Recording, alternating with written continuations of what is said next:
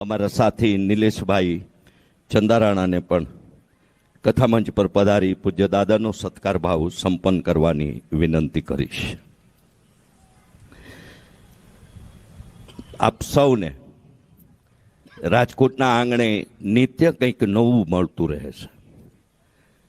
એટલે એ ફક્ત આધ્યાત્મિક ધાર્મિક કે ભક્તિના પરિઘમાં જ નહીં, પણ રાજકોટ નગરમાં કોઈને કોઈ કલાના વિષયની, કોઈને કોઈ સામાજિક ઉત્તરદાયિત્વની, કોઈને કોઈ સામાજિક સેવાની, કોઈને કોઈ અન્ય પ્રસંગોની, આમ નિરંતર રાજકોટમાં કંઈક નવું. ફરી એકવાર યાદી કરી દઉં કે પહેલી હરોળમાં બિરાજમાન તમામ નિમંત્રિત મહેમાનો, ભાઈઓ બહેનોને વિનંતી કે તમારી ચરણ પાદુકા તમારી બેઠકના ડાબા જમણા હાથે ઉતારશો, એવા સહકારની અપેક્ષા રાખું છું.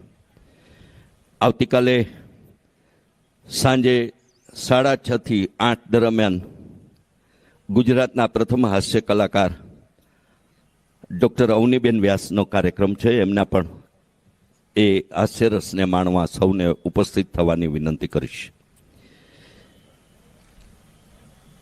આપણા ઘેર, આપણા પડોશમાં, આપણા સગામાં કોઈનો જન્મ થાય તો આપણે કેટલીક લૌકિક વ્યવહારિકતા નિભાવતા હોઈએ છીએ. દાખલા તરીકે કોઈ ભેટ આપતા હોઈએ, કોઈ રોકડ પુરસ્કાર આપતા હોઈએ, કોઈ અન્ય વસ્તુ લઈને, હજી દીકરી હોય કે દીકરો હોય.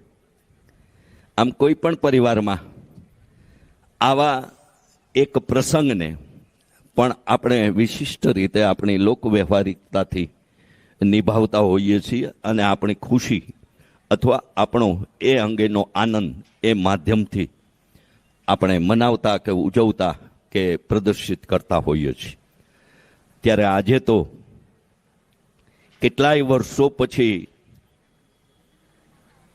એમની જ અનુકંપા અને એમના જ કદાચ આશીર્વાદથી જે ટેન્ટમાં રહેતા હતા, પણ નામદાર કોર્ટ અને આપણા સૌની ભક્તિ અને ભજનના પરિણામે એમને જ એમ થયું કે હવે મારું પણ કંઈક નિશ્ચિત, વ્યવસ્થિત, આધુનિક સમયને અનુરૂપ મારું સ્થાન કે મંદિર હોવું જોઈએ. અને તેથી જ કદાચ રામ મંદિરનું નિર્માણ થયું. એવા મર્યાદા પુરુષોત્તમ ભગવાન શ્રી રામનો આજે પ્રાગટ્ય મહોત્સવ છે. અને આજથી 5000 વર્ષ પહેલા 125 વર્ષની જીવન લીલામાં 100 વર્ષ જેમનો જીવનકાળ દેવભૂમિ દ્વારિકામાં અને જેમની અંતિમ દેહોત્સર્ગની ભૂમિ પણ આપણું પાલકાથી સૌરાષ્ટ્ર, સોરઠ, ગુજરાત કેટલું ભાગ્યશાળી છે. પ્રથમ જ્યોતિર્લિંગ સોમનાથ ગુજરાતમાં, 51 શક્તિપીઠોની પ્રથમ શક્તિપીઠ માનું હૃદય અંબાજીમાં, પૂર્ણ પુરુષોત્તમ ભગવાન શ્રી રામની પૂર્ણ પુરુષોત્તમ ભગવાન શ્રી કૃષ્ણની 100 વર્ષની જીવન લીલા પણ ગુજરાત અને દ્વારિકામાં. હવે આનાથી વધારે આપણે બીજું ગૌરવ લેવાનો ઇતિહાસ કે કંઈ ઢૂંઢવાની જરૂર જ નથી. આ ભારતની ઓળખ આપું તો પણ હંમેશા હું એક જ પંક્તિમાં આપતો હોઉં છું. છે હિન્દી ગીતની પંક્તિ, પણ હમ ઉસ દેશ કે વાસી હૈ जिस देश में गंगा बहती है. બસ આ આપણી ભારતીય તરીકે અને ભારતની ઓળખ આવી ગઈ એમ હું માનું છું.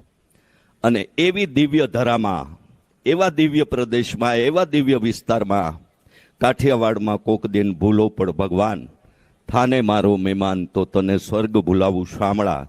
એવી મહેમાન ગતિમાં પણ આપણા સૌના લોહીના સંસ્કાર છે કે આપણા આંગણે કોઈ પણ આવ્યો હોય, અજાણ્યો હોય કે જાણીતો હોય, અને એ સ્વરૂપ પણ એવી રીતે આવ્યું છે.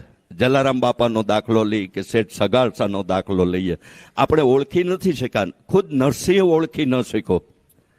અને 52 રચનાઓ જેણે રચી એમને પણ એવો સાક્ષાત્કાર થવા છતાં આ પ્રભુ છે, ભગવાન છે, એવી અજ્ઞાનતા કે અજાણતા એવા દિવ્ય સ્વરૂપોમાં પણ રહી તો તમને અને મને કદાચ એ હામો આવીને ઊભો રહેતો હોય, તમારી મારી ઓળખવાની ક્ષમતા નથી, આવું હું માનું છું.